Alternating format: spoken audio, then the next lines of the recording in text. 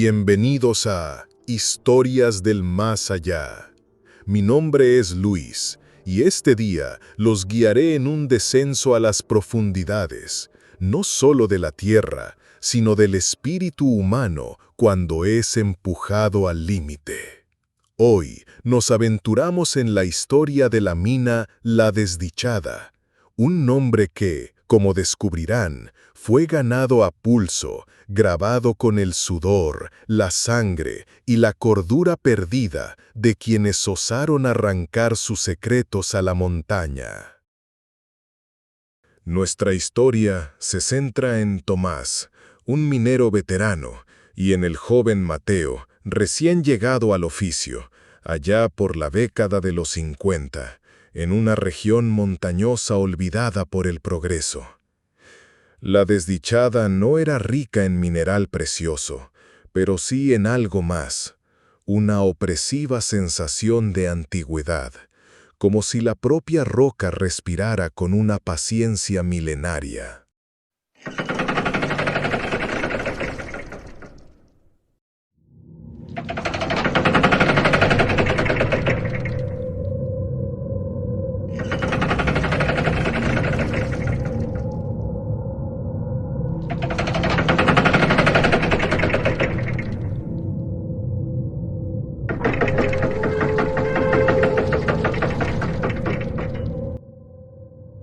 Tomás había visto de todo en sus años bajo tierra: derrumbes, explosiones de grisú, la camaradería férrea y los silencios aún más densos. Pero nada lo había preparado para lo que comenzó a suceder cuando abrieron la nueva galería, la sección 7, apodada El Suspiro del Diablo por los más viejos. Mateo era entusiasta, fuerte, pero ingenuo a la oscuridad palpable que no era solo ausencia de luz.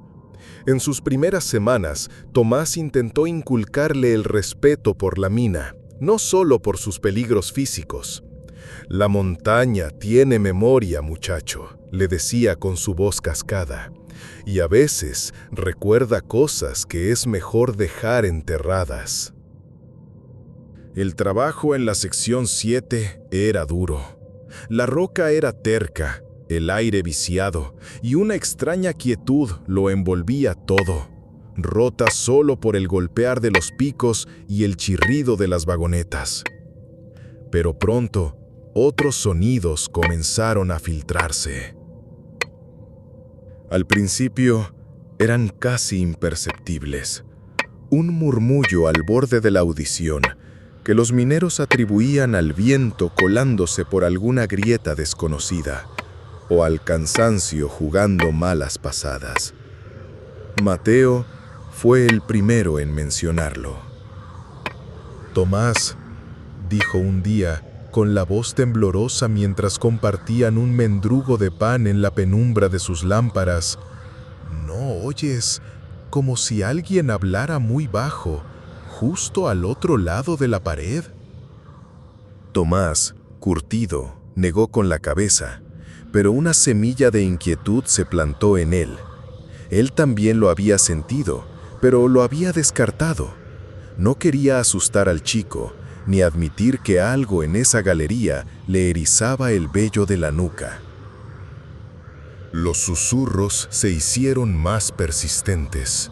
No eran palabras claras, sino una cadencia, un lamento informe que parecía surgir de la propia piedra. Algunos mineros empezaron a mostrarse irritables, nerviosos. Las discusiones por nimiedades se volvieron comunes. La oscuridad de la mina parecía amplificar las sombras internas de cada hombre. Pequeños accidentes comenzaron a ocurrir con más frecuencia en la sección 7. Herramientas que desaparecían para reaparecer en lugares ilógicos. Lámparas que se apagaban sin motivo aparente, sumiendo a los hombres en una oscuridad total y aterradora por instantes que parecían eternidades. Mateo, cada vez más pálido y ojeroso, se obsesionó con los sonidos. jurada que a veces podía distinguir palabras, frases fragmentadas en un idioma que no reconocía, pero que le transmitían una angustia profunda. Comenzó a hablar de sombras que se movían en el rabillo del ojo, de presencias que sentía justo detrás de él cuando estaba solo. «No es la roca, Tomás», le confesó una noche con los ojos desorbitados. «Es algo que quedó atrapado aquí, algo que no quiere que estemos». Tomás intentó razonar con él, culpar a la falta de oxígeno, al estrés, pero en el fondo, las palabras de Mateo resonaban con un miedo primario que él mismo luchaba por reprimir. Recordaba las historias de los viejos, leyendas de mineros que se perdieron en las profundidades y nunca fueron encontrados, o de aquellos que salieron, pero ya no eran los mismos, con la mirada vacía y el alma rota. La tensión llegó a un punto crítico, cuando uno de los mineros más robustos, un hombre llamado Ismael, sufrió un ataque de pánico en plena galería.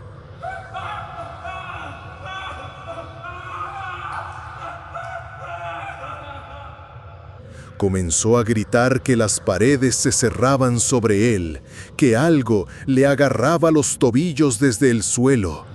Tuvieron que sacarlo a rastras, balbuceando incoherencias sobre ojos en la oscuridad.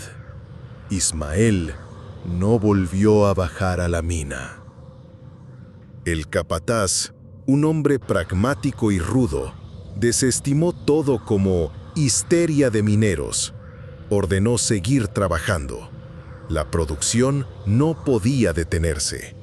Pero el miedo ya era una entidad palpable, un compañero invisible en los túneles. Tomás notó que Mateo se aislaba cada vez más. Apenas comía. Su mirada estaba perdida, fija en algún punto de la oscuridad que solo él parecía ver. A veces, Tomás lo encontraba murmurando solo, respondiendo a preguntas que nadie había hecho. Las herramientas se le caían de las manos temblorosas.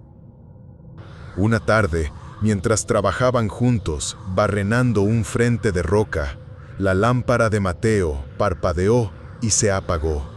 En la oscuridad momentánea, antes de que Tomás pudiera alcanzar la suya, escuchó a Mateo soltar un grito ahogado. Cuando la luz de Tomás iluminó la escena, Mateo estaba acurrucado contra la pared, temblando violentamente. «Me tocó, Tomás», susurró con la voz rota. Algo frío me agarró el brazo. No había marcas visibles, pero el terror en los ojos de Mateo era genuino, visceral. Esa noche, Tomás decidió que era suficiente. Hablaría con el capataz. Intentaría que cerraran la sección 7, o al menos que sacaran a Mateo de allí. Pero la mina, o lo que fuera que habitara en ella, tenía otros planes. Al día siguiente, justo cuando comenzaba el turno, un pequeño derrumbe bloqueó la entrada principal de la sección 7.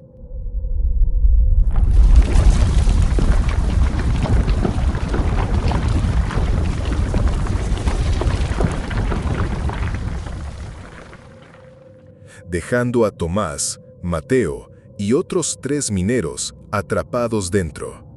No fue un derrumbe masivo, pero sí lo suficiente para sellar el túnel. El aire se llenó de polvo y del eco de sus propias voces llamando, sin respuesta inmediata.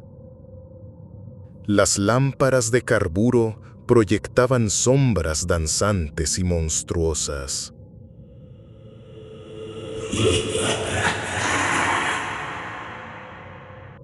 El silencio que siguió al derrumbe fue el más aterrador de todos. Y luego, los susurros regresaron, más claros ahora, más cercanos. Uno de los mineros atrapados, Un hombre supersticioso, llamado Lázaro, comenzó a rezar en voz alta, su voz temblando. Otro, más joven y nervioso, llamado Simón, no paraba de golpear la roca con su pico, desesperado. El tercero, un hombre silencioso y sombrío, llamado Elías, simplemente se sentó y observó la oscuridad, como si esperara algo. Tomás intentó mantener la calma, organizar los esfuerzos para despejar el derrumbe. Pero Mateo estaba catatónico, mirando un punto fijo en la pared rocosa, su rostro una máscara de terror. «Están aquí», murmuró Mateo, sin apartar la vista. «Siempre estuvieron aquí, esperando».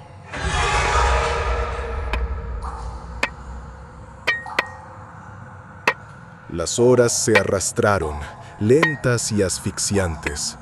El aire comenzó a enrarecerse. Las esperanzas de un rescate rápido disminuían con cada golpe infructuoso contra la roca, y los fenómenos se intensificaron. Las herramientas parecían moverse solas. Pequeñas piedras caían de techos donde no había fisuras visibles. Y las voces ya no eran solo susurros. A veces parecían imitar las voces de sus seres queridos, llamándolos desde la oscuridad. Otras eran gruñidos guturales, risas heladas que no pertenecían a ninguna garganta humana.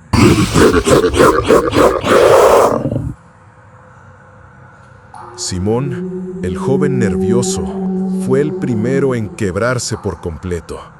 Comenzó a gritar que las sombras tenían formas, que lo observaban desde cada rincón. En un arrebato de locura, se lanzó contra una pared rocosa, golpeándola con la cabeza hasta que Tomás y Lázaro lograron reducirlo.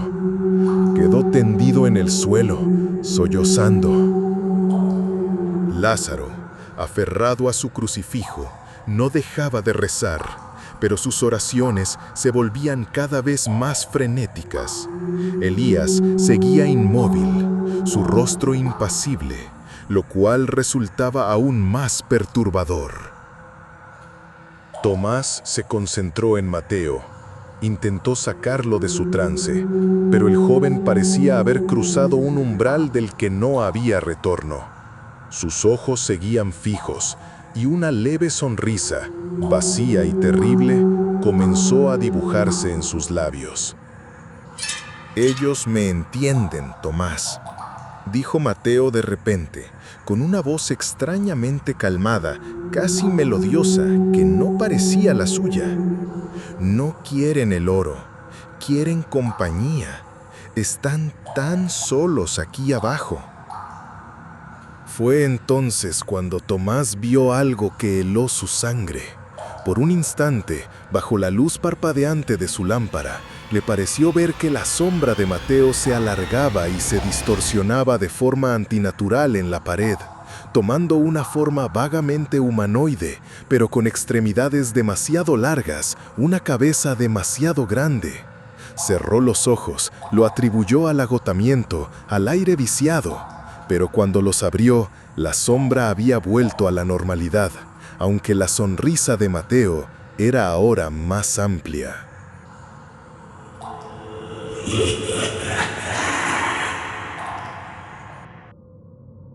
Las horas siguientes son un borrón en la memoria de Tomás, tal como lo relataría mucho después, en susurros a los pocos que se atrevían a escuchar. Recuerda a Lázaro gritando que el crucifijo le quemaba la mano. Recuerda a Simón hablando con una voz que no era la suya, ofreciéndoles salir de la mina si se unían al coro. Recuerda a Elías levantándose lentamente y caminando hacia la oscuridad más profunda del túnel, sin decir una palabra, sin mirar atrás, hasta que su lámpara desapareció. Nunca más se supo de Elías.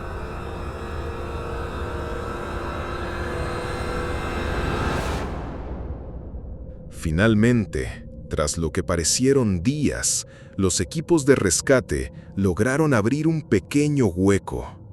La luz del exterior fue como una blasfemia en aquella oscuridad consagrada al espanto. Sacaron a Tomás, a Lázaro y a Simón. Lázaro estaba en shock, con quemaduras inexplicables en las manos. Simón estaba sedado, riendo y llorando alternativamente, hablando de la familia de la piedra. ¿Y Mateo? Mateo no estaba. Buscaron por toda la sección 7. No había rastro de él, ningún cuerpo, ninguna señal de lucha. Simplemente se había desvanecido, como si la propia mina se lo hubiera tragado. La mina, la desdichada, fue clausurada poco después. Nadie más quiso trabajar allí. Las historias sobre la sección 7 se convirtieron en leyenda local, cuentos para asustar a los niños y a los mineros novatos. Tomás nunca volvió a ser el mismo. Pasó el resto de sus días atormentado por las imágenes de esa última noche, por la sonrisa de Mateo, por los ecos que a veces creía escuchar en el silencio de su propia casa. La mina, la desdichada, fue clausurada poco después. Nadie más quiso trabajar allí. Las historias sobre la sección 7 se convirtieron en leyenda local, cuentos para asustar a los niños y a los mineros novatos. Tomás nunca volvió a ser el mismo.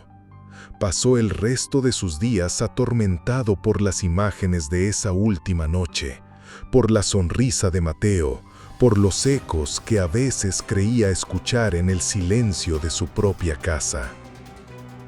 Y así, la entrada a la mina, la desdichada, se sella una vez más, pero los ecos de su oscuridad, esos persisten, resonando en los pasillos más profundos de la memoria. La historia de Tomás y Mateo es un recordatorio de que no todos los abismos son de roca y tierra. Algunos, los más aterradores, residen dentro de nosotros. Espero que este descenso a sombras obscuras haya perturbado su calma y quizás sembrado una pregunta inquietante en su interior. Si esta exploración de la fragilidad humana y el terror subterráneo ha capturado su atención, les agradecería un me gusta. Es una pequeña luz en la oscuridad que nos ayuda a llegar a más exploradores de lo insondable. ¿Qué creen que sucedió realmente con Mateo? ¿Fue la mina o la mente humana llevada al límite? ¿Conocen alguna historia similar? ¿Algún lugar donde la oscuridad parezca tener una conciencia propia? Sus reflexiones son parte de este viaje. Y si aún no se han unido a nuestra expedición, suscríbanse a Sombras Obscuras y activen la campanita de notificaciones. Cada nuevo episodio es una nueva puerta a lo desconocido, un nuevo descenso a las profundidades del terror psicológico. Compartan este episodio con aquellos que no temen confrontar las sombras, tanto las externas como las internas. Recuerden, la próxima vez que se encuentren en un lugar silencioso y oscuro, presten atención a las sombras. Podrían no ser solo el producto de su imaginación. Buenas noches.